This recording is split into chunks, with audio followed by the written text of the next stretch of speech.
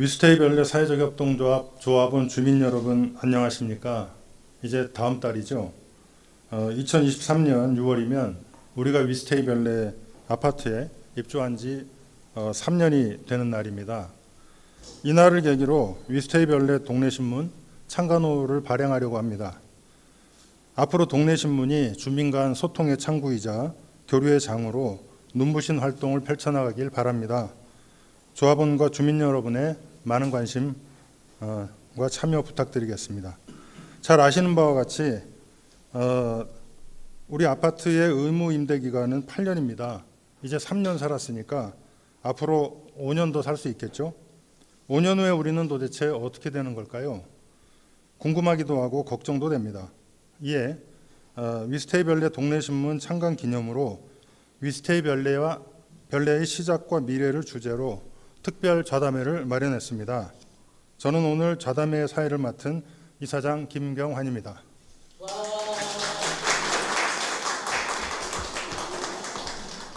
네, 긴장이 좀 풀리네요. 오늘 좌담회 기록 정리는 정승철 미디어센터 위원장님께서 수고해 주시겠습니다. 영상 촬영은 송혜진 주임께서 수고해 주시겠습니다. 사진 촬영은 이범수 센터장님께서 수고해 주시겠습니다. 예, 화기애애합니다. 오늘 좌담회에 참석하신 패널들을 소개하겠습니다. 위스테이 별내와 지축을 기획하고 시행한 소셜 디벨로퍼 그룹 더함 양동수 대표 나오셨습니다.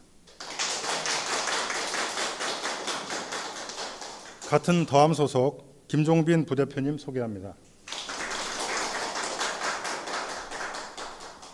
우리 아파트를 초기부터 운영 주체로서 사회적 협동조합을 전제로 기획했는데요. 1, 2기 위스테이 별내 사회적 협동조합 이사장을 지낸 손병기 감사님 나오셨습니다. 앞으로 호칭은 전 이사장님으로 하겠습니다. 초기부터 조합 살림을 도맡아온 이상우 상임이사님 소개합니다.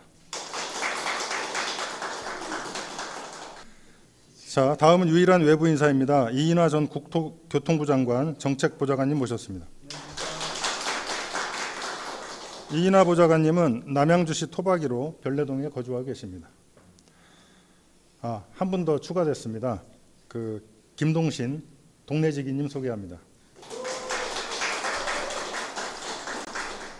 모두 바쁘신 가운데 참석해 주셔서 감사합니다. 먼저 첫 번째 질문입니다. 공공지원 민간임대 사업의 시작은 2015년 박근혜 정부의 기업형 주택임대사업, 즉 뉴스테이 정책에 근거한 것으로 알고 있는데요. 위스테이 별내는 어떻게 시작된 겁니까? 이 일을 처음 구상하고 진행한 양동수 대표님 말씀 부탁드립니다.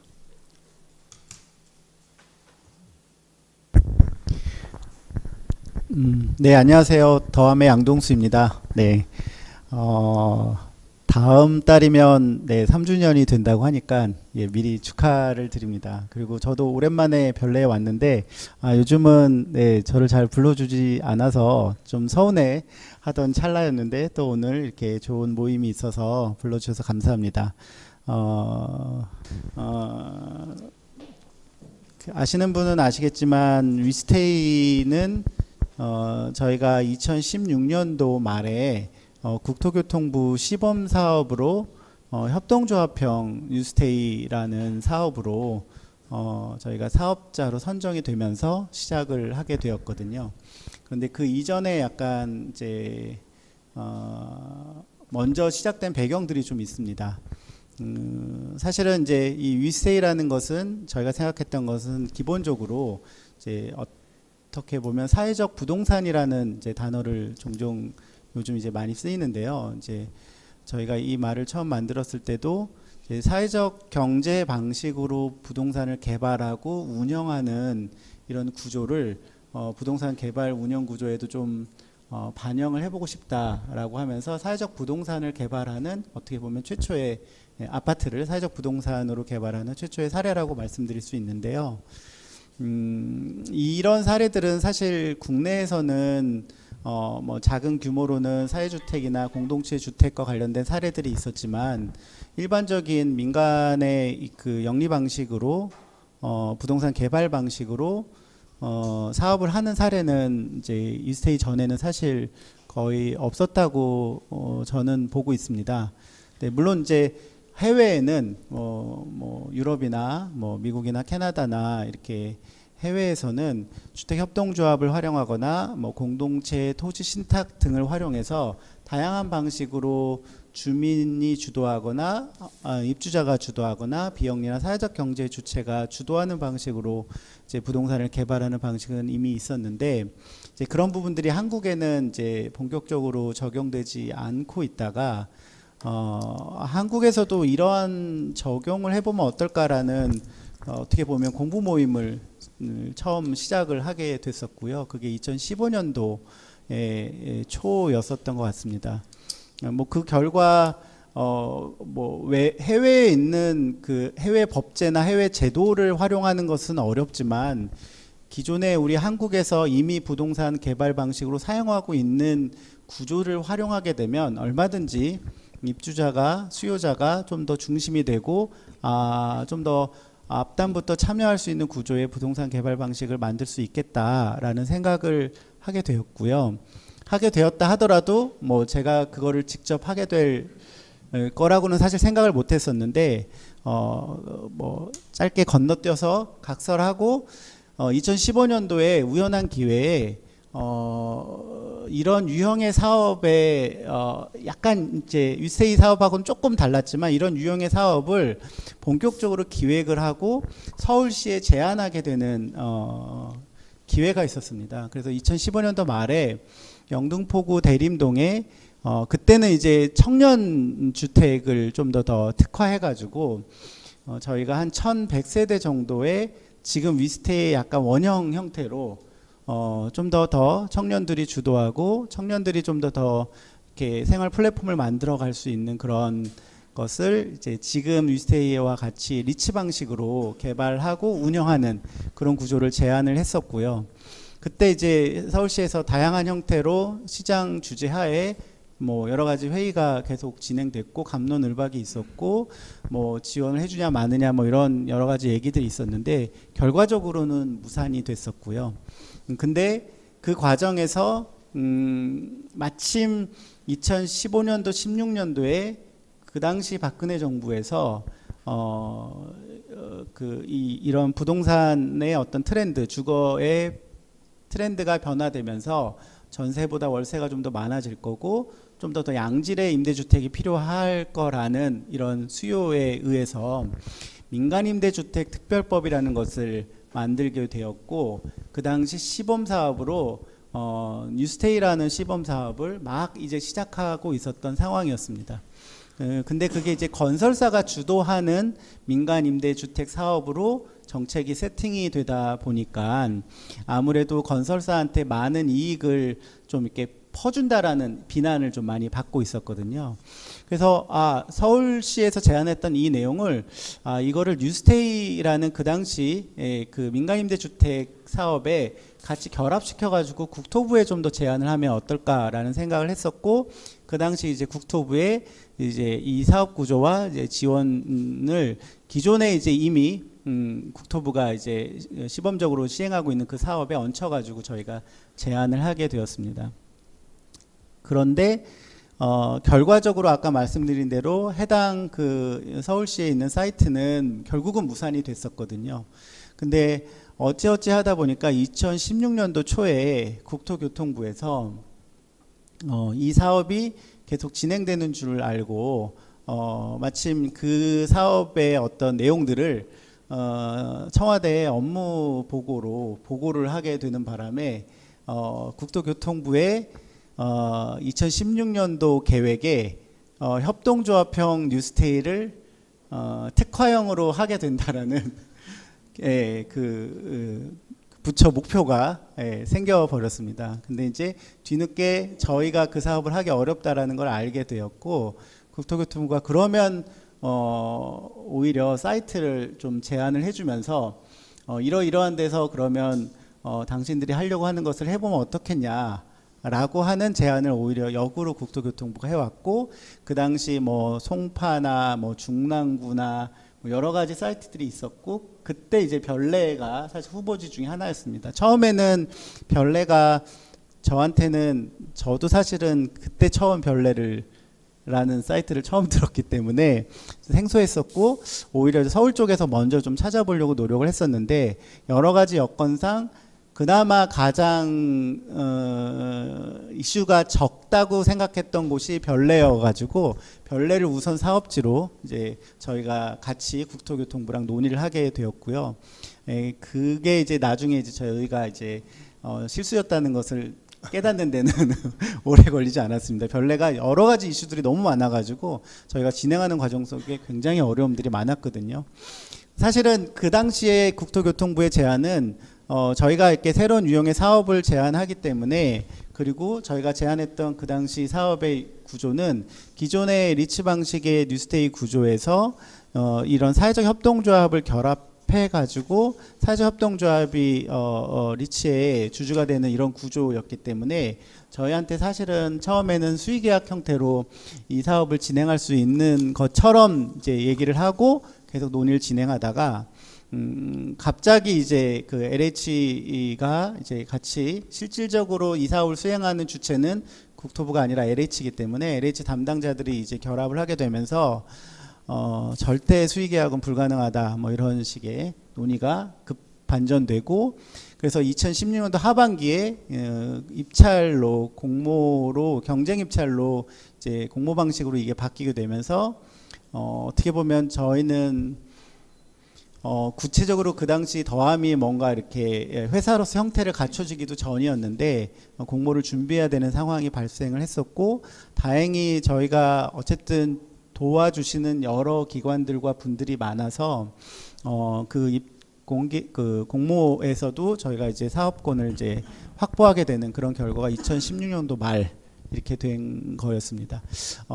뉴스테이의 기본 구조에다가 이제 이 사회적 경제 방식으로, 그리고 입주자가 앞단부터 결합해가지고 이 사업을 끌고 간다라는 그 개념을 처음부터 세팅을 했었고, 사회적 협동조합으로 가는 구조 자체도 처음부터 이제 확정돼서 그 공모 안에 가이드에 그런 것들을 넣었기 때문에 아주 기본적인 그 재무 구조나 그리고 이 사업 구조나 이 진행되는 프로세스에 대해서는 처음부터 이미 개발과 운영 기간 8년의 의무 임대 기간 동안 흔들리지 않는 그 사업 구조를 이렇게 확정하고 이제 구조가 만들어진 그런 상황이었고요.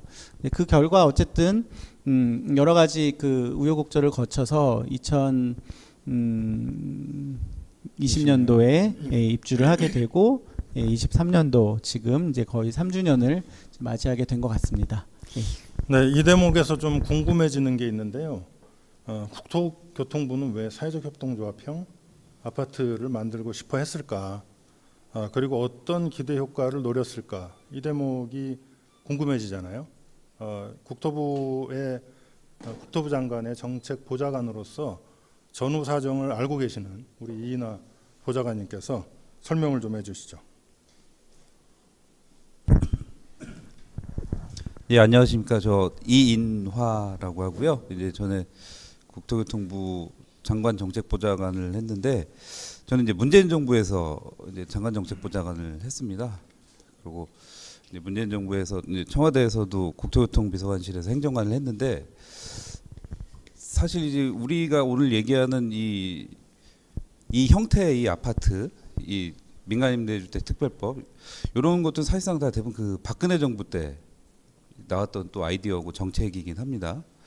약간 좀 문재인 정부에서는 그래서 그 초창기 그 박근혜 정부의 그 뉴스테이 모델에 대해서 이렇게 호의적이진 않았죠. 그래서 저희가 이제 2017년에 문재인 정부 들어선 다음에 기존 뉴스테이에다가 이제 공공이란 좀 그 워딩을 앞에 붙여갖고 공공성 강화하는 쪽으로 이제 좀 틀을 많이 바꾸기도 했고요.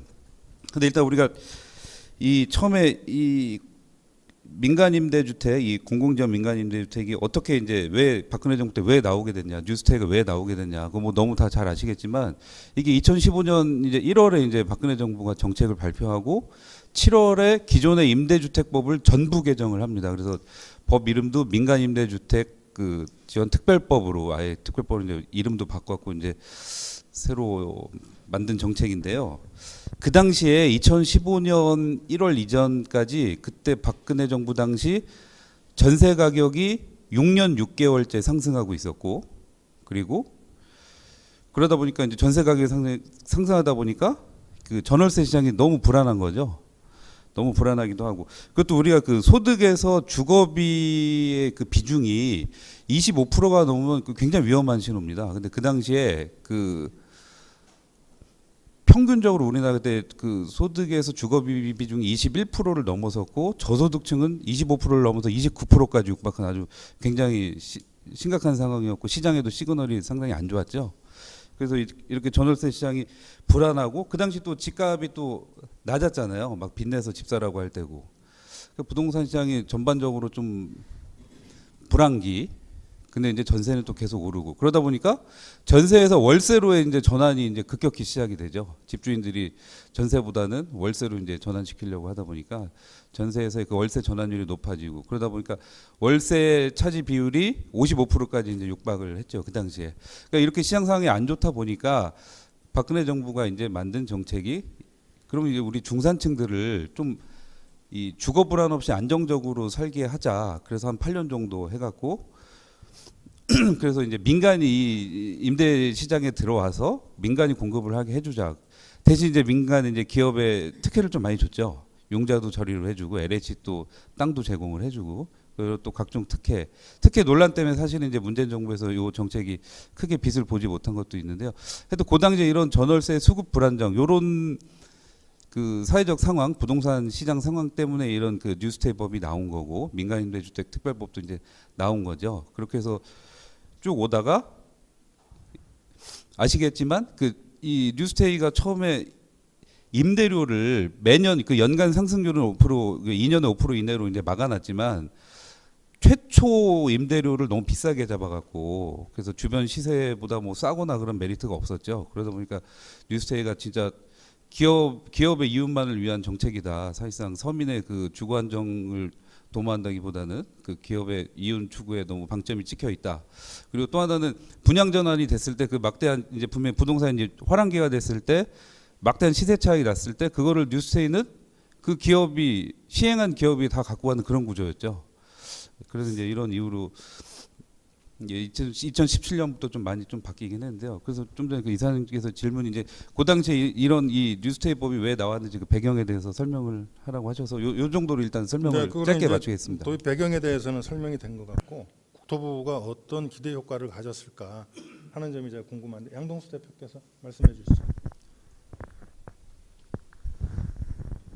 네, 아까 제가 잠깐 이제 언급은 했는데 그 뉴스테이 정책이 저는 뭐 그 당시 그 민간 임대를 활성화한다라는 정책의 기본적인 취지에는 동의를 하는데, 방금 이인하 전 부장관님 말씀하셨다시피 그게 이제 너무 그 건설사들의 이익을 굉장히 이렇게 효과적으로 잘 보장해주는 이런 정책이었어요. 물론 이제 새로운 정책을 만들 때 정책이 성공하기 위해서는 이제 그런 부분이 일부 필요하긴 하겠죠. 근데 제가 법률가로 판단해 봤을 때 굉장히 공공성은 너무 약하고 굉장히 그 건설사한테 이익을 굉장히 극대화해주는 그런 정책이더라고요. 그래서 오히려 이 부분에서 건설사의 이익을 가지고 와서 오히려 이걸 입주자들한테 돌리면 어떻겠냐라고 해서 이제 이런 사업 구조를 이제 설계를 하게 된 건데, 아까 말씀드렸다시피 마침 그 국토교통부도 그런 고민이 있었던 거죠. 기본적으로 건설사를 믿고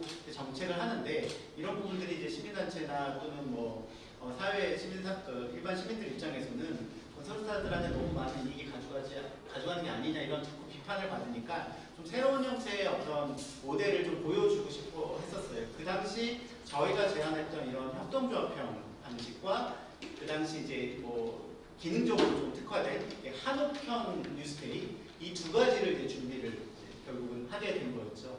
그러면서 협동조합형을 하게 된 거는 사실 국토교통부는 제가 그 전에 이제 사적경제와 관련된 활동이나 법률 지원이나 제도 개선을 계속 해왔지만 그 어느 부처보다도 국토교통부는 가장 사회적 경제에 대한 이해가 없는 부처였어요. 그래서 협동조합이라는 기본적인 이해가 전혀 없었던 상황이었고, 국토교통부가 사회적 협동조합으로 뭔가를 결정한 거는 전혀 없고요. 오히려 국토교통부나 담당 그 LH나 담당하는 그 공무원들한테 협동조합과 사회적 협동조합에 대한 이해를 A부터 Z까지 다 알려주고 이해시키고, 그럼에도 불구하고 그 좀 굉장히 이제 신뢰하지 못하고 믿지 못하는 그런 상황이었거든요.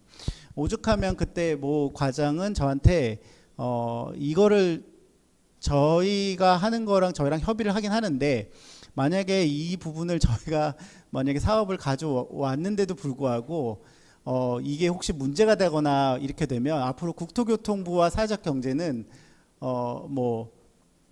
뭐라고 해야 될까요?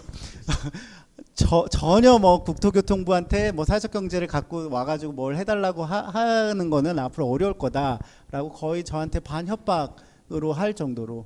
그래서 마치 하나의 어떤 정책 사업을 하나 저는 제안했을 뿐인데, 마치 이 사업을 성공하지 못하면 앞으로 사회적 경제는 국토교통부와 앞으로 전혀 연결하지도 못할 그런 어떤 대표 선수 같은 느낌으로 이제 진행을 하게 됐던 거예요. 물론 그 이후에 국토교통부는 열심히 많이 그런 걸 학습을 해서, 특히 문재인 정부에서는 도시재생이나 이런 부분들을 적극적으로 사회적 경제랑 협력해서 뭔가 만들어가려는 노력은 진행했지만, 여전히 국토교통부의 특성상 그런 부분들을 이해하기가 초창기에 되게 어려웠었고, 그래서 사회적 협동조합으로 제안했던 이유는 그런 불안이나 약간 그 믿지 못하는 그런 부분들을 조금이라도 해소하기 위해서, 사회적협동조합은 국토교통부가 인가를 해야만 가능하다. 그리고 기본적으로 사회적협동조합은 이 개발이익에 대해서 개발이익을 건설사들한테 주는 거에 대해서는 굉장히 호의적이었으면서 개발이익을 주민들한테 가져가는 거에 대해서는 굉장히 두려워하더라고요. 그래서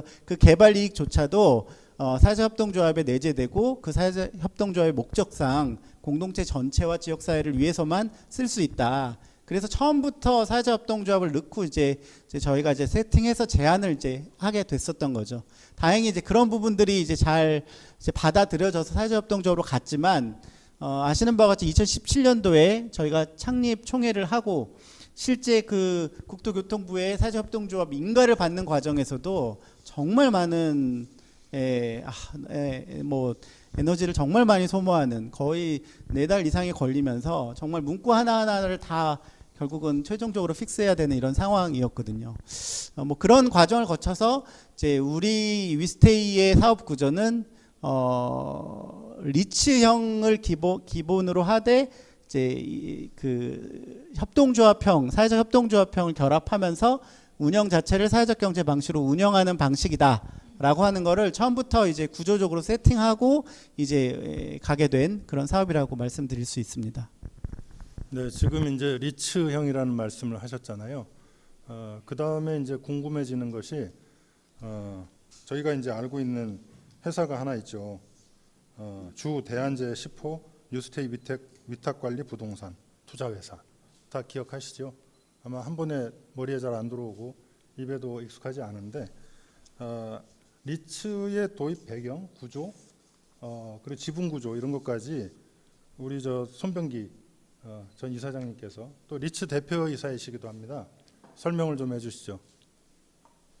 네, 굉장히 좀 이름이 첫째 어렵잖아요. 이게 우리 일반인들이 들어보지 못하는 이야기가 실제적으로 여기에 다 들어 있습니다. 그래서 원래 그 부동산 투자를 하기 위해서는 그 법에 부동산 투자 회사를 만들게 돼 있어요. 그래서 지금 현재 공공지원 민간 임대 그 뉴스테이 사업으로 지금 현재 정부가 펼치고 있는 주택 수는 약 10만 가구 정도 되고 있습니다. 그래서 이 전체적인 구조는 이 리츠형으로 만들게 무조건 되어 있어요.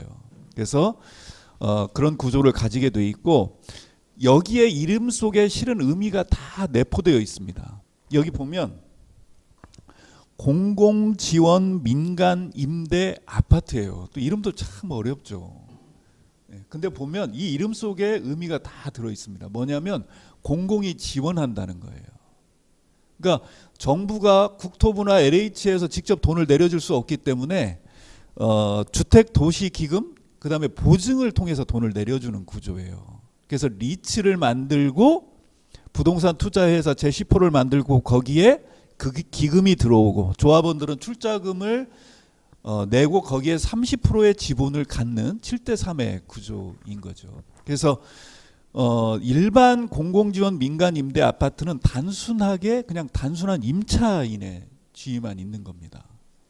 근데 협동조합형 공공지원 민간 임대 아파트는 최초로 10만 가구 중에 지금 1000가구만 협동조합이 지분 구조를 가지고 있는 아주 독특한 방식이에요. 네, 요거는 더함이 그 설계를 굉장히 잘 해주신 거죠. 그래서 자 그러면 이 지분이 있다라는 이야기는 뭐냐면 우리 위스테이 별내 사회적 협동조합은 여기 리츠의 지분 구조를 가지고 있으면서 임차인이면서 운용자라는 겁니다. 그래서 대부분의 아파트는 이 건물이 다 지어지면 단순하게 가서 그냥 살면 되는 거죠. 근데 지분 구조를 가지고 있고 운영자이고 하기 때문에 우리가 입주 전에 커뮤니티 디자인을 통해서 우리가 살아갈 공간을 같이 만들어내고 같이 디자인하고 준비를 해왔고 우리가 주체적으로 이 아파트에서 살아가는 활동을 좀 더 주체적으로 지금 하는 거죠.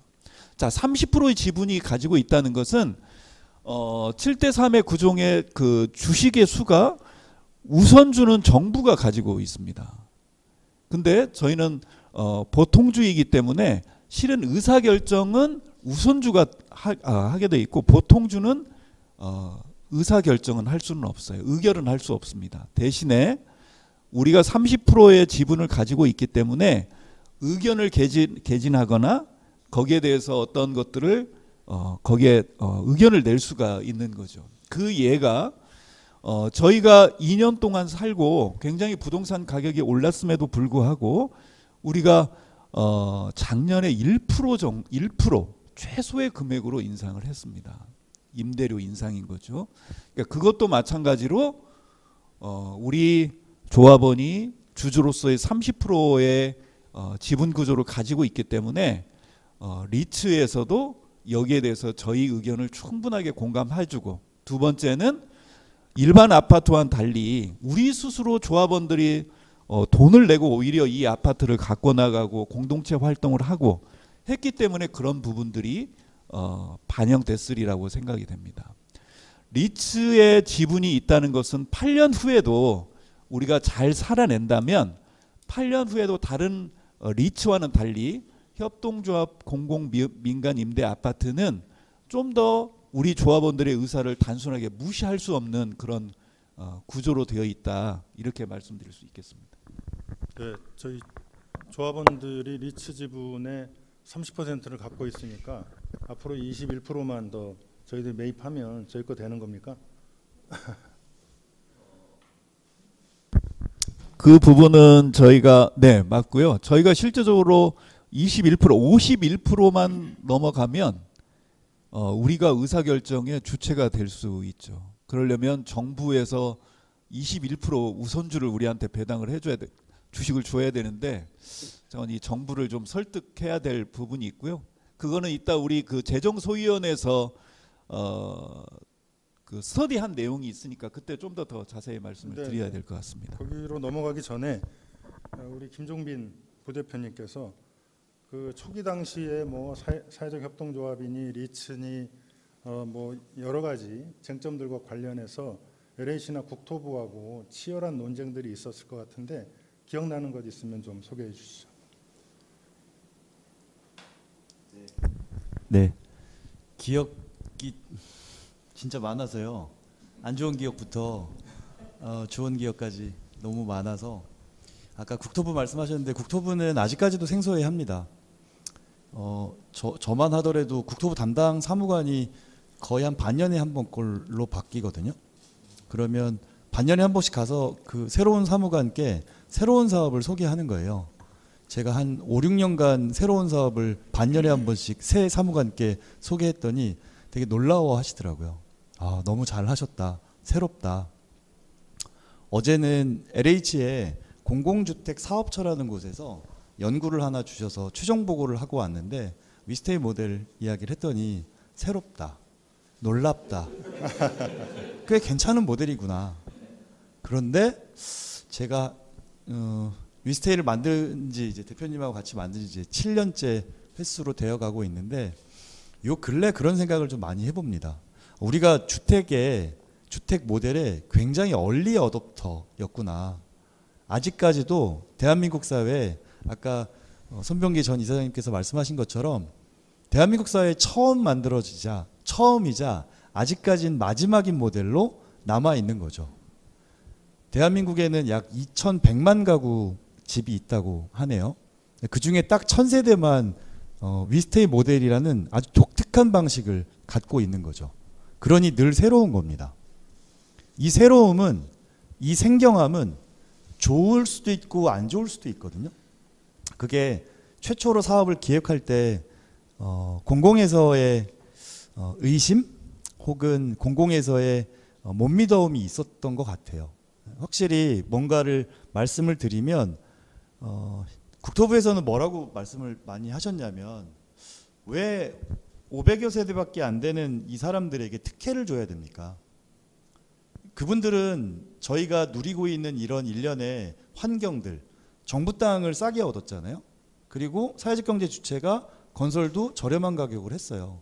그래서 일반적인 시공사가 만약에 이 아파트를 건설하고 개발했다면 한 200억 정도를 더 써야 이런 류의 아파트를 만들 수 있었거든요. 그래서 사회적 경제 주체가 개발했고 사회적 협동조합이 함께해서 앞단의 개발 비용을 한 200억 정도를 낮춘 겁니다. 그런데 그 낮춘 것 자체를 일종의 우리 입주자들이 특혜를 누리고 있다라고 판단하시는 거죠. 두 번째는 과연 성공할 수 있을까? 이 개발 사업이라는 게 만만치 않은 사업인데 그래서 대부분의 대기업들이 개발 사업에서 돈을 많이 버는 구조이기도 하지만 반대로 얘기하면 사회적 경제 주체가 그리고 입주자가 스스로 자치적이고 자주적이고 자립적으로 아파트를 개발한다고? 라는 퀘스천을 공공이 많이 갖고 있었어요. 그래서 영리회사는 무시했고 공공은 못 믿어했고 당시 2017년에 최초로 저희가 설립동의자 123세대 전체 입주자의 약 25%를 먼저 우선 모집했는데요. 그분들 스스로도 본인들 스스로가 이 사업이 과연 잘 진행될 수 있을까라는 기우도 좀 있으셨던 것 같아요. 저희가 2017년에 설립동의자를 모집하면서 그 출자금을 받았거든요. 그러니까 통상의 방식하고는 너무 다른 모델인 거죠. 그 누구에게도 이 모델이 뭔가 확신을 주거나 신뢰를 가질 만한 형태의 사업은 아니었어요. 그래서 17년, 18년, 19년, 20년까지 저희가 아까 대표님 잠깐 말씀하셨는데 주마등처럼 떠올랐던 게 2017년 5월 달에 창립총회를 거치고 사회적 협동조합 창립총회를 거치고 국토부로부터 인가가 안 나오는 거예요. 차일피일 미뤄진 게 2달이나 미뤄졌습니다. 저는 이제 직접 제가 그걸 담당했기 때문에 너무 가슴이 졸여졌죠. 인가가 안 나오니까요. 그러다가 서울의 허그 주택도시기금 사무실에서 국토부 사무관 못 믿어 하시는 국토부 사무관께서 그 허그 사무실을 빌려서 프린트를 한 장 해줘갖고 인가증을 저한테 주셨어요. A4 용지를. 근데 그걸 받았을 때 갑자기 눈물이 좀 핑 돌더라고요. 아, 이거 한 장 받으려고 그렇게 우리가 가슴을 졸였나? 라는 생각부터 해서 여기 커뮤니티를 만든다고 했을 때도 저는 공무원한테 그런 욕도 들었었거든요. 김 이사님은 인지 부조화 상태에 놓여 있습니다. 당신 미쳤냐 이런 뜻입니다. 무슨 얘기였냐면 명동에 모델하우스를 만든다고 제안을 드렸었거든요. 대한민국에서 가장 비싼 땅에 왜 모델하우스를 만들어야지? 거기에 어떤 이권이 있지? 거기에는 어떤 커넥션이 있길래 네가 명동에다가 모델하우스를 지으려고 하지? 저는 생각이 되게 단순했거든요. 임차인들이 사전에 모여서 함께 여러 가지 일련의 커뮤니티 활동을 하는 것을 근간으로 하는 아파트이기 때문에 잘 모일 수 있고 교통이 편리하고 서울의 중심부에 위치하는 게 비교적 이런 남양주 외곽에 모델하우스를 짓는 것보다 낫겠다 판단이 들었고, 심지어는 남양주보다 명동에 저희 마실이라고 하는 그 모델하우스가 임차료나 개발 비용이 훨씬 저렴했어요. 왜냐하면 비영리 단체가 갖고 있던 땅이었기 때문에. 그래서 이제 그것 때문에 한동안은 굉장히 또 실갱이를 많이 벌인 끝에 결과적으로는 이제 모델하우스를 열었고, 그 안에서 다양한 공동체 활동, 커뮤니티 활동, 당시에 손병기 이사장님과 우리 그 여기 옆쪽에 쭉 앉아 계신 뭐 이상우 상임이사님들께서 그 저는 처음에 될까 했는데, 모든 협동조합 조합원에게 18시간 이상의 기본 교육을 이수해야 된다라고 말씀하셔서 그렇게 하기도 했었고요. 그러니까 그 과정의 고비는 그게 공공이든 영리이든 저희들 스스로의 조합원이든 간에 생경한, 그리고 낯선 새로운 모델에 대한 거부감은 상당히 많았고요. 그 고비를 그 하나하나 넘겨가면서 하나하나 증명해 가면서 결과적으로는 2020년에 6월 달에 입주를 시작했는데, 입주 즈음에 그런 생각이 들더라고요. 아니, 뭐 하려고 이걸 이렇게 열심히 했나.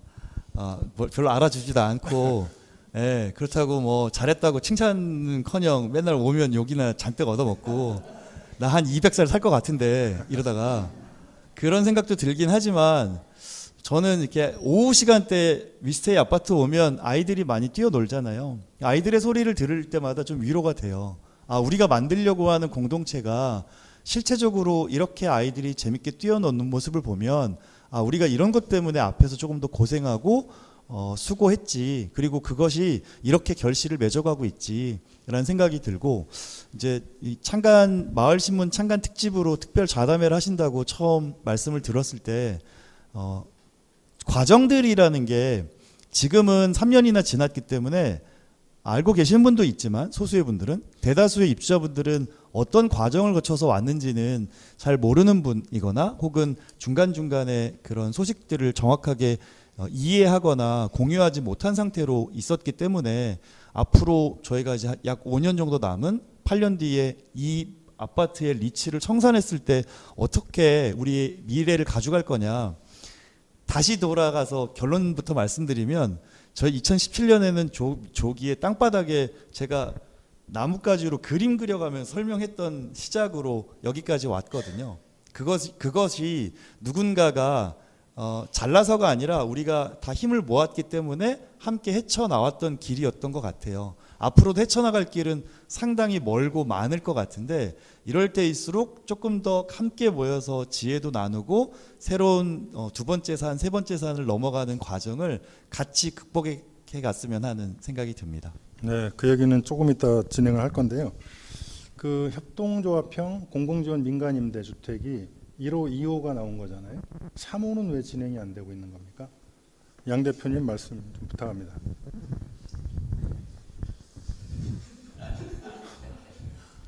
원래 1호, 2호만 하고요. 이제 사업을 접으려고 해서. 네. 힘들어서요? 네. 저는 위스테이 그 별내 지축하고 나서, 그게 이제 2016년도 말에 사실은 이제 공모 당선되고 나서, 공모에 사업자로 선정되면 모든 게 다 그냥 쉽게 다 쉽게 그냥 다 갈 줄 알았어요. 근데 이 본격적으로 사업이 확정되는데도 1년 이상이 걸리고, 인허가 하는데도 정말 많은 어려움이 있었고, 그리고 나서도 지금 이제 운영하는 과정까지 이렇게 왔을 때도 정말 많은 어려움들이 있었거든요. 그래서 처음에는 1호, 2호를 하게 되면 굉장히 빨리 10호까지 하고, 그리고 전국적으로 이런 너무 진짜 지금 7년 전에 저희가 이렇게 함께 이렇게 기획하고 고안한 모델이긴 하지만, 지금 내놔도 지금 이 정도로 정말 이렇게 선진적인 모델이 없어요. 제가 보기에는 이 모델은 아마 역사에 남을 거예요.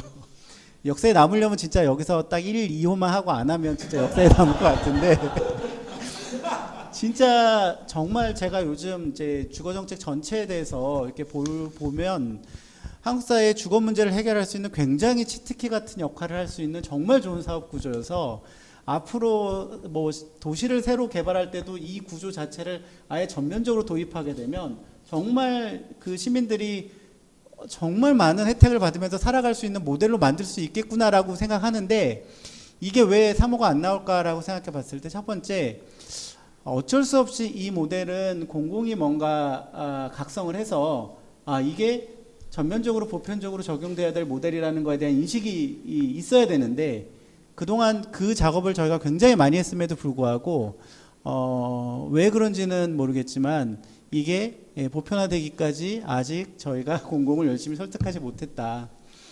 굉장히 많은 지자체와 국토교통부나 굉장히 많은 부처들, 담당자들, 뭐 기관들 만나서 다 좋다고 하는 모델이 왜 보편화되지 않을까? 저는 공공정책에 있어서 희귀 모델로도 좀 연구를 해봐야겠다라는 생각이 좀 있고요. 또 한편으로는 이 사업 자체의 메리트는 시민들한테 혹은 수요자들이나 입주자들한테는 굉장히 좋은데 결국은 이걸 시행하는 입장, 건설사들은 뭐 도급 형태로 이익을 가져가서 상관은 없지만 여기에서 이익을 뭔가 동력을 가지고 이거를 확산하기 위해서 뭔가 저희 말고도 이거를 해야 되는 데들이 많이 나와야 되는데 그닥 이익을 남기지 못하는 모델이기 때문에 그런 부분이 있다. 처음에 설계할 때 그 부분을 조금 제가 간과했구나 라는 생각이 좀 들더라고요. 아까 이사장님이 말씀하셨을 때 우리 부대표님이 2017년도 이후의 상황을 얘기했지만 2016년도 상황으로 돌아가게 되면 저기에 사자협동조합이 바로 리치의 지분을 가져올 수 있는 구조는 당연히 아니잖아요. 왜냐하면 사자협동조합은 나중에 만들어지기 때문에 그러면 저 사자협동조합 대신에 앞단에 몇 년 동안은 누군가가 저 보통주 지분을 가지고 있어줘야 되거든요. 그 보통주 지분을 이제 저희 더함이 이제 가져온 거고 그 더함이 이제 부담해야 되는 금액이 약 한 80억 정도였었던 거예요. 그리고 초기에 123세대로 먼저 모집한 입주자들이 초기에 일부 출자금으로 낸 금액을 저희 더함을 통해서 같이 출자를 했기 때문에 그게 한 40억 정도가 됐었고 실질적으로 저희가 생으로 한 40억 정도를 모았어야 되는 이런 상황이거든요. 그래서 80억을 출자를 했다가 입주 시점에 협동조합에게 그 지분을 액면가로 이렇게 넘긴 이런 구조가 지금 현재 위스테이를 있게 한 구조거든요. 저는 이 구조를 잘 이렇게 활용하게 되면 여러분들 이미 뭐 우선주, 보통주는 대장동 이런 걸로 많이 학습을 했기 때문에 우선주가 어떻고 보통주로 얼마나 많은 이익을 가져가는지를 알 수가 있잖아요. 근데 그런 부분들에 대한 이익을 어떻게 보면 시행사나 개발사나 시공사가 아니라 입주민들 그리고 특히 사회자협동조합이라는 비이클을 통해서 공동체에게 이것을 이제 귀속시켰다. 이걸 조금 더 디벨롭하게 되면 나중에 더 다양하게 뭐 시민펀드 방식이라든지 아니면 좀 더 다양하게 연계해가지고 이거를 더 공공적으로 활용할 수 있는 구조를 충분히 더 확장할 수가 있거든요. 그러니까 그게 아마 위스테이가 앞으로 가져야 될 좀 과제가 아닐까? 그게 어느 정도 좀 더 설명되고 설득되면 3호부터 뭐 100호까지는 더 이렇게 나올 수 있는 여력이 되지 않을까라는 생각을 말씀을 드립니다. 네, 힘내시고 3호도 계속 한번 추진해 보시죠. 저는 오늘 우리 조합원과 주민 입장에서 궁금해하는 것들을 질문을 지금 드리고 있는데요. 여기서 또 아주 사소하지만 진짜 궁금한 거. 주 대안제 10호 뉴스테이 이렇게 나가잖아요. 왜 10호입니까? 예, 사실 그거 갖고도 엄청나게 비하인드 스토리가 많은데요.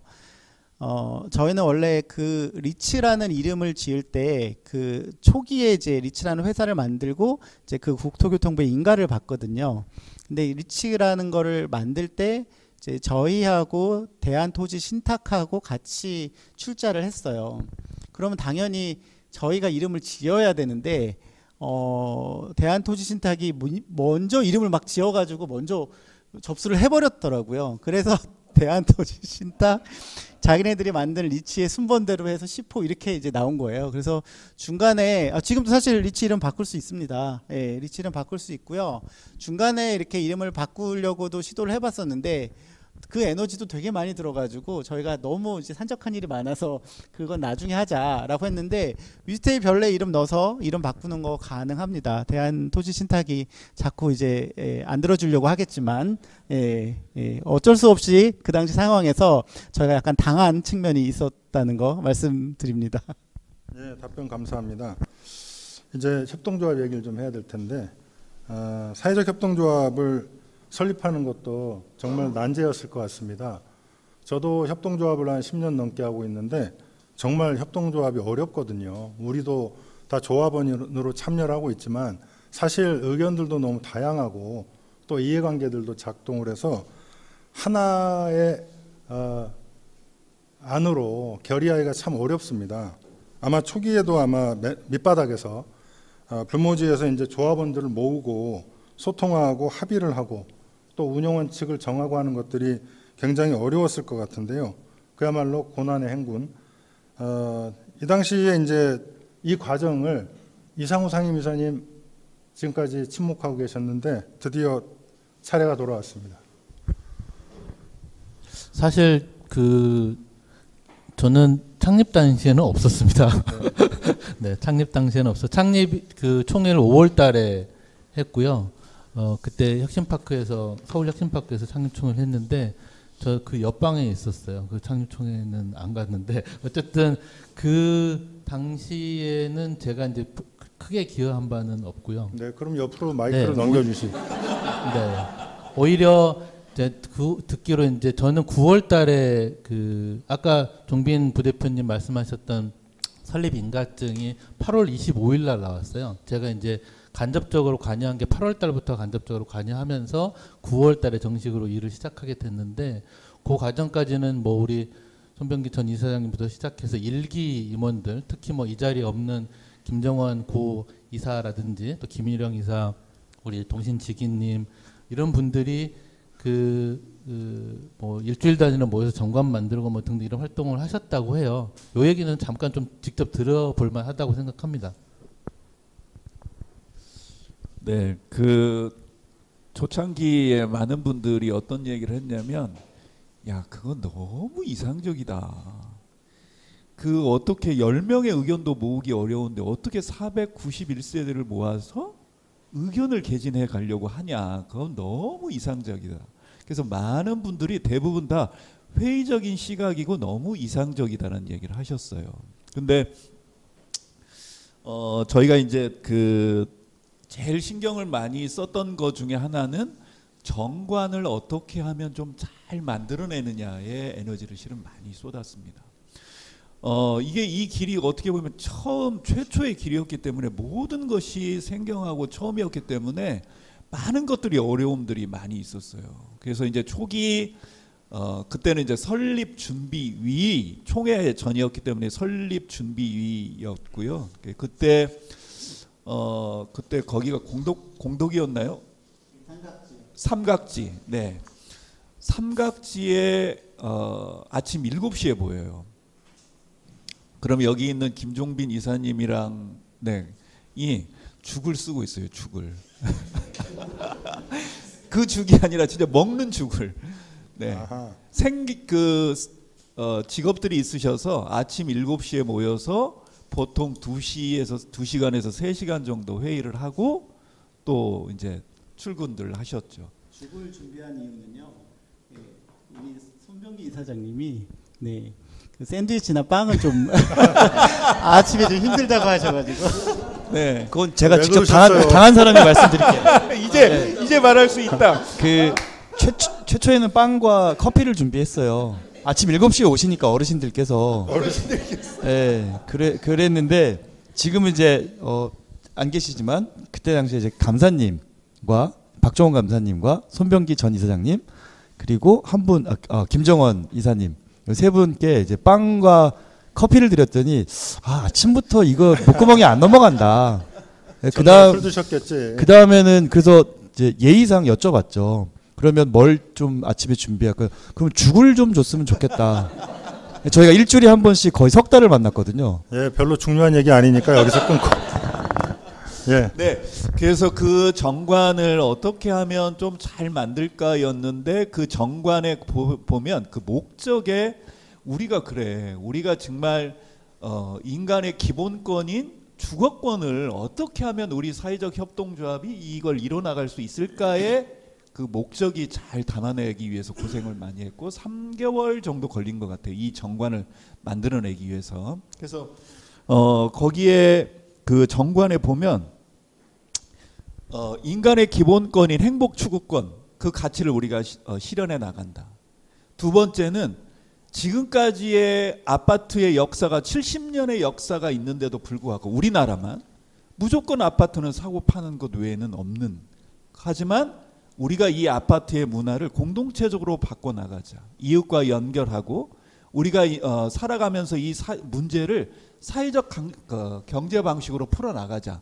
그래서 아파트는 사고 파는 것이 아니라 공동체적으로 연결되어지고 우리 문제를 우리 스스로 해결해 나가는 공동체적 아파트를 만드는 것이 우리 위스테이 밸리 사회적 협동조합의 정관의 제1조의 목적입니다.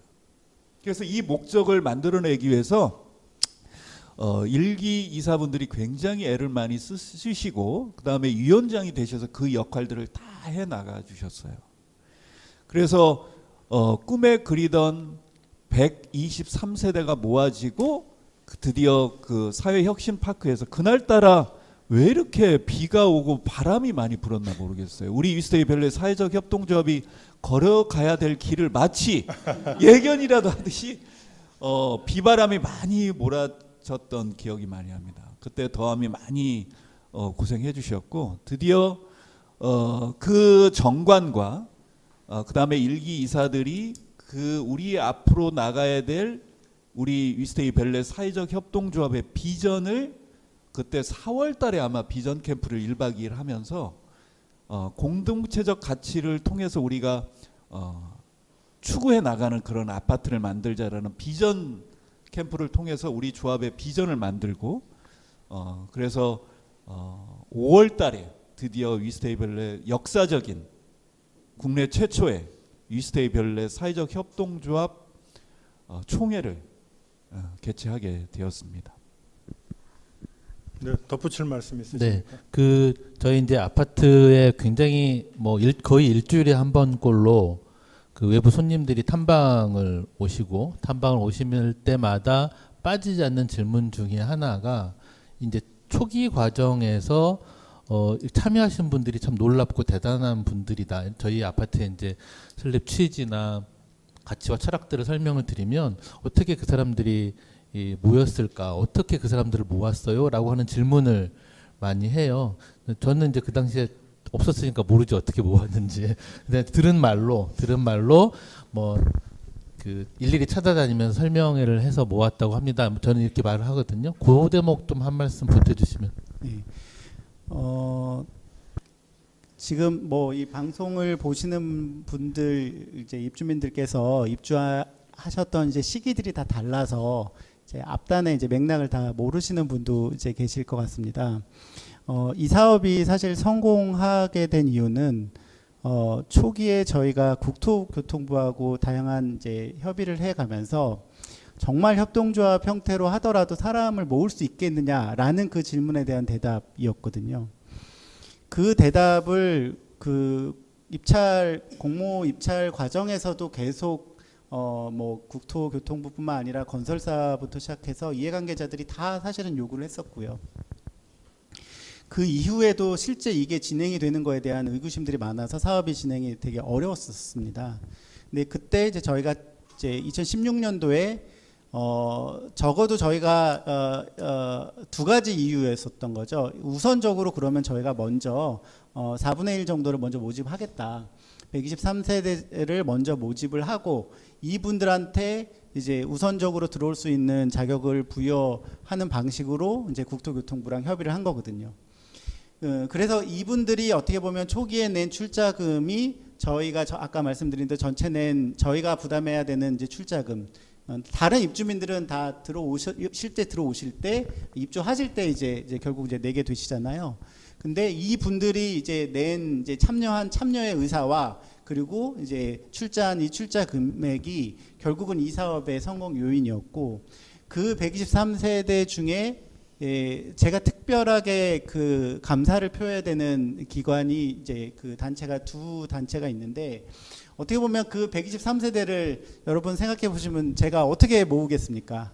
제가 이런 사업을 해봤던 사람도 아닌데 근데 이 사업을 하기로 마음 먹고 이 사업을 사회적 경제 방식으로 풀겠다고 했기 때문에 그 당시 비영리 시민사회 그리고 사회적 경제 쪽에 종사하는 분들한테 우선적으로 이런 사업에 대한 이해를 구했고, 이 사업 구조에 대한 이해는 되게 쉽진 않았지만 그래도 적어도 이런 활동들을 계속 해온 더함이나 뭐 저의 어떤 이런 활동들에 대한 신뢰를 가지고 비영리 시민사회 단체 쪽에서 어느 정도 사람들이 모아지기 시작했거든요. 또 한 그룹이 제가 그 다니고 있던 교회의 그룹이 실제 이제 그 교회 공동체도 이런 어떤 함께 사는 거에 대한 관심들이 많고 또 이런 것들을 통해서 뭔가 교회 역할을 해야 된다라는 생각을 하고 있던 그런 교회였었는데, 그런 교회에 있는 구성원들이 또 상당히 많은 구성원들이 여기에 이제 참여를 하게 되면서 그 123세대가 모아진 그런 상황이었습니다. 그리고 그 교회는 이제 나중에 이제 말씀드릴 기회가 있겠지만 저희가 그 외에 추가적으로 모아야 되는 금액이 40억 정도가 더 있었는데, 그 교회가 그 40억 중에 20억을 따로 빌려주면서 겨우 저희가 그 출자 금액을 마련한, 원래 빌려주기로 했던 곳이 다 손을 드는 바람에 그거를 이제 마련하게 된 그런 상황이었거든요. 그래서 입주하신 분들은 사실 그 이 비영리 시민사회에 처음 이 초기 입주자로 참여하신 그런 분들과 그 교회 공동체 분들한테 어떻게 보면 약간 초기에 빚을 졌다라고 생각이 들고요. 그 이후에 이제 또 한 그룹이 굉장히 중요한 역할을 하는데, 이미 이 별내나 남양주에서 사회적 경제를 이미 잘 하고 계셨던 이 남양주 쪽의 사회적 경제 조직분들, 거기에서 이제 입주자로 들어오신 분들도 계시지만 입주자로 들어온 것뿐만 아니라 실질적으로 저희가 처음에 이 협동조합을 단순하게 공동구매 방식의 주택협동조합을 넘어서 가지고 실제 커뮤니티를 활성화하고, 그리고 이런 사회적 경제 방식으로 비즈니스를 연계하는데 같이 결합을 하게 된 그런 분들이 이제 남양주 사회적 경제 그룹들이거든요. 이 세 개의 그룹은 초기 이 위스테이 별내가 성공하는데 굉장히 저는 중요한 역할을 했기 때문에 그런 것들을 한 번도 공식적으로 뭐 이렇게 감사를 표시하거나 이런 적은 없지만, 이런 부분들이 언젠가는 역사에 기록이 되어야 되지 않을까라고 이제 저는 말씀드리고 싶습니다. 뭐 덧붙일 말씀? 네. 아니 그 입주 때까지의 과정에서 조합의 역할 부분을 얘기하는 게 원래 사회전쟁에 있었다는 네. 저도 이제 궁금했던 부분들을 질문을 드렸던 거고요. 제가 이제 네, 그렇군요. 지금까지 기록이 하나도 안 됐습니다. 네, 괜찮습니다.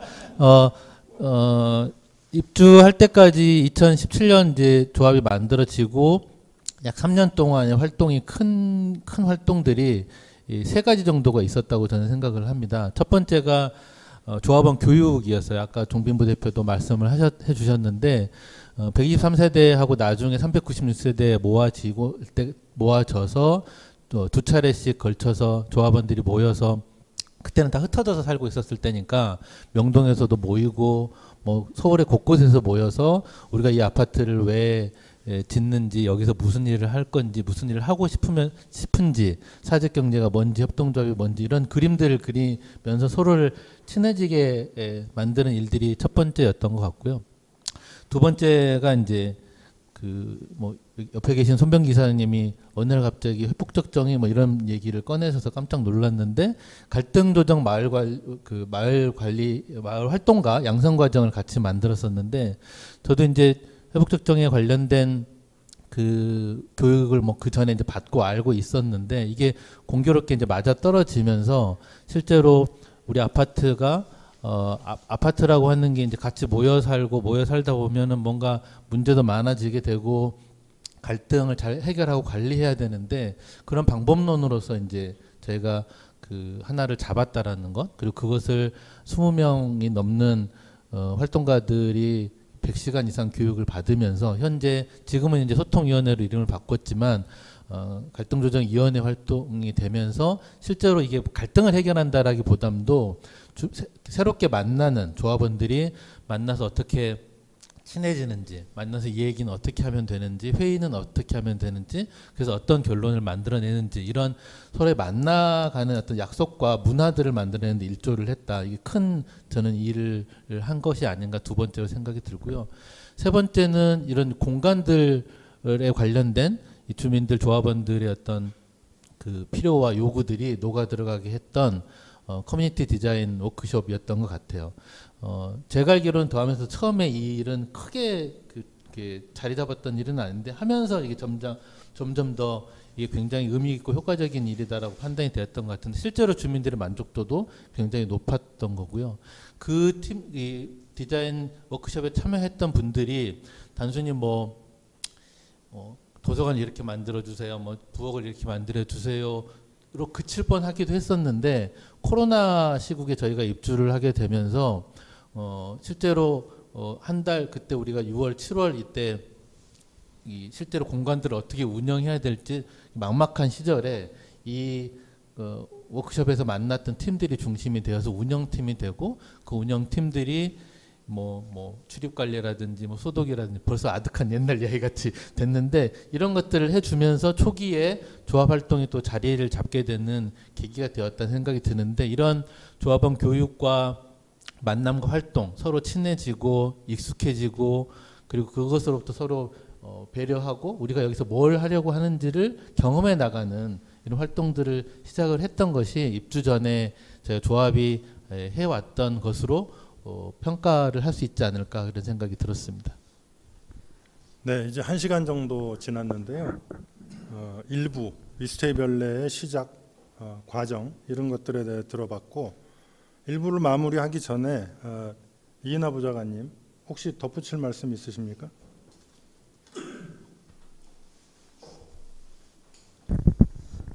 예, 앞에서 이제 저도 디테일하게 위스테이 별내 그간의 과정이나 이런 부분에 대해서는 이렇게 살아있는 생동감 있는 얘기 이제 처음 들은 거거든요. 근데 아까 되게 중요한 질문이 하나 있으셨어요. 이게 지금 2호까지 있는데 3호는 왜 안 되는 거냐. 이게 저도 이 위스테이 별내를 접한 지 이제 좀 이제 됐고요. 이제 좀 저도 이제 여기 좀 몇 번 이제 오고 가고 했는데 저도 그래 고민을 많이 되게 진지하게 해봤습니다. 이거 오면 너무 좋거든요. 저 처음에 왔을 때 되게 놀랐습니다. 이게 커뮤니티 시설이 특히 저기 체육관만 해도 거의 되게 비싼 헬스장에서나 볼 수 있는 저런 운동기구들이 잔뜩 있고 이런 또 독서실도 있고 도서관 이런 환경에 이런 또 양질의 아파트 근데 이게 왜 확산이 안 되나 저 이거 좀 저도 되게 궁금했거든요. 근데 제가 이제 지금은 민간인이지만 과거에 이제 청와대에서 요 국토교통 일을 하고 국토부에서 또 장관님 모시면서 이렇게 길지 않은 시간이었지만 그때의 경험과 그리고 또 국회에서 이제 의원 보좌관을 할 때 국토교통위원회에서 또 일을 했는데 그것들 다 종합해 봤을 때 우리나라의 좀 부동산 정책이라는 게 아까 얼리 어댑터라는 말씀을 하셨어요. 이 정책이 굉장히 뭐랄까 미래지향적이고 우리한테는 얼리 어댑터죠. 이런 정책을 우리가 여기 수용을 했다는 거는 그래서 이런 정책은 굉장히 긴 호흡을 갖고 좀 많은 연구가 필요하고 사회적 합의도 필요하고 관료들과 또 이 공공주택 사업을 하는 LH 같은데 그 관계자들도 굉장한 좀 연구와 공부 그리고 이런 실증 사례에 대한 분석 이런 게 굉장히 필요합니다. 근데 이게 제가 정책을 하는 컨트롤 타워에서 일했던 경험을 비추어 봤을 때 우리나라 부동산 정책이 아시겠지만 너무 변화무쌍해요. 박근혜 정부 때는 집값이 또 떨어지니까 빚내서 집 사라고 그러니까 그때 주택 정책은 또 문재인 정부 때 주택 정책은 또 반대로 집값이 너무 오르니까 공급에만 이제 또 우리는 또 집중을 했거든요. 빨리 그냥 집 때려 짓자. 그래서 어떻게든 공급 늘려서 집값 낮추자. 그러니까 모든 주택 정책을 하는 정책 당국의 담당자들의 머릿속에는 당장에 급한 불 끄는데 집중이 돼 있거든요. 그러니까 문재인 정부 때는 집값 너무 올랐어. 그럼 빨리 집값 내리자. 그럼 모든 정책의 영향이 집값 떨어지는데 집중이 되죠. 박근혜 정부 때 또 반대고. 근데 이제 지금 또 윤석열 정부는 지금 또 주택 가격이 조금 이제 하향 안정화 돼가는 국면이긴 하잖아요. 그럼 또 정책이 또 문재인 정부 때가 또 바뀔 거고.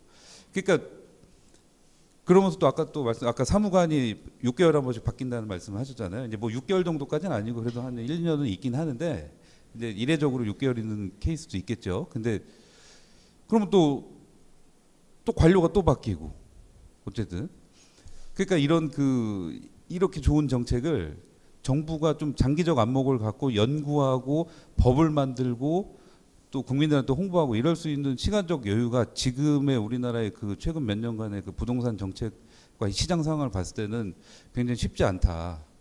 그러니까 사실은 여기 아마 그 예전에 그 LH 사장님도 한번 단지 오셨던 걸로 알고 있고 국토부 관료들도 왔겠죠. 근데 오는 사람들마다 아마 엄청 감탄했을 거예요. 이런 단지가 없거든요, 사실은. 근데 왜 확산이 안 되냐?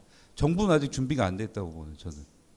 정부가 준비가 안 돼 있는데 아무리 민간에서 이렇게 더함 이렇게 저희 대표님도 계시고 하는데 아무리 민간에서 노력한다 한들 그 아까 말씀하신 그 몇 년간의 그 눈물겨운 과정을 저도 잘 들었거든요.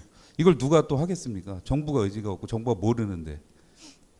좀 그런 안타까움이 있습니다. 그래서 좀 오히려 지금처럼 부동산 시장이 하향 안정화될 때 사실은 이런 정책을 정부가 계속 연구하고 추진해야 되거든요. 부동산이 급등할 때는 정부가 정신이 없어요, 진짜. 저는 한참 불났을 때 청와대에서 그 부동산 정책 하는 그 부서에 있어갖고 매일매일이 전쟁터입니다. 근데 그때 한가하게 이런 그 사회적 협동조합 아파트 모델을 고민을 한다? 이거는 쉽지 않은 거죠, 사실은. 근데 우리가 궁극적으로 우리 사회가 나아가야 될 방향은 바로 이 아파트 단지로 저는 보거든요. 그래서 좀 이런 좀 한계가 있다는 거를 좀 덧붙여 말씀드리고 싶습니다. 감사합니다. 네, 제가 지금 잊고 있었네요. 김동신 동네지기님께서 한 말씀도 안 하셨다는 사실을 제가 까맣게 잊고 있었습니다. 네, 뭐 아까 소개 순서가 그래서 그러려니 합니다. 그러니까 저도 이제 아까 우리 양동수 대표님 얘기를 들으면서 이제 저도 이제 초기에 그 123명 중에 그리고 또 그 조합 발기인 중에 처음 들어왔던 사람 중에 한 명인데 잘 모르고 들어왔던 것 같아요. 그러니까 그때 초기 그 1차 조합원들이 아마 1,500만 원 정도의 출자금을 냈었던 게 맞죠? 제 기억이 맞나요? 2,500만 원 냈어요? 그걸 아무것도 모르는 그 처음 시행하는 더함에서 2,500만 원을 냈다. 야, 지금 생각하면 야, 내가 제정신이었나 그런 생각이 좀 드네요. 근데 이제 뭐 양 대표님 뭐 몇몇 그룹 가운데 아까 얘기하셨던 그룹 가운데서 신뢰 관계가 있었기 때문에 일단 일을 했는데 그런 일들을 했었구나 싶었고 저는 이제 그 주민들과 많이 함께하는 시간들을 통해서 했는데 같이 왔었는데 저는 그 초기에 이제 우리가 입주하고 20년 6월달에 입주하고 지금까지 약 3년 정도 지나면서 주민들의 그 만족도가 이렇게 올라가는 것들을 보게 돼요. 그리고 그 아까 우리 상임이사님 얘기했지만 많은 단체에서 이렇게 와서 우리 단지를 돌아보고 할 때 저도 많이 간혹 이제 그 자리에 있게 되면 주민들이 지나가면서 다 인사하고 또 아이들이 인사하는 걸 보면서 그분들이 깜짝 놀라요. 어떻게 이것이 가능한가라는 이야기를 하는데 그게 정말 가능한 것이죠. 그리고 저는 우리 상임이사님하고 그냥 그런 얘기를 좀 나눴었는데 우리 아파트에 입주하고서 얼마나 많은 아이들이 태어났는지를 한번 조사해 보고 싶어요. 이게 지금 한국 사회가 그 인구 절벽으로 가면서 출산율이 떨어져서 큰 어려움을 겪고 있는데 위스테이에서는 계속 그 출산의 소식들이 들리고 있거든요. 그래서 이게 주거가 안정이 되고 보육 이런 시스템들이 안정이 되면 야, 이 출산 문제도 해결될 수 있겠는데 단순 주거 문제뿐 아니라 우리 한국 사회가 안고 있는 이 출산율에 대한 문제도 또 위스테이가 답이 될 수 있다. 그리고 정말 입주민들이 정말 행복해하는 것들을 저는 주변에서 늘 보기 때문에 뭐 아까 사모가 안 되는 것에 대한 안타까움들이 표현됐지만 저는 그래서 우리 조합이 뭐 더함도 또 국토부도 뭐 이런 것들도 계속 알려야 되고 하지만 조합이 계속 그 이렇게 외부 단체들을 환영하고 또 이 일들을 하고 하는 이유가 우리 위스테이를 계속 알리고 또 어떻게든 더 확장해 나가려고 하는 노력으로 좀 생각을 하고 있습니다. 네, 감사합니다. 지금까지 일부 길죠. 잠깐 쉬었다 하고 싶기도 한데 다시 일어났다 앉기가 이제 불편하실 것 같아서 어떻게 생각하십니까? 쉬었다 하자고요? 괜찮으시겠습니까? 예, 그럼 한 5분 정도 쉬었다가 다시 2부 진행하도록 하겠습니다.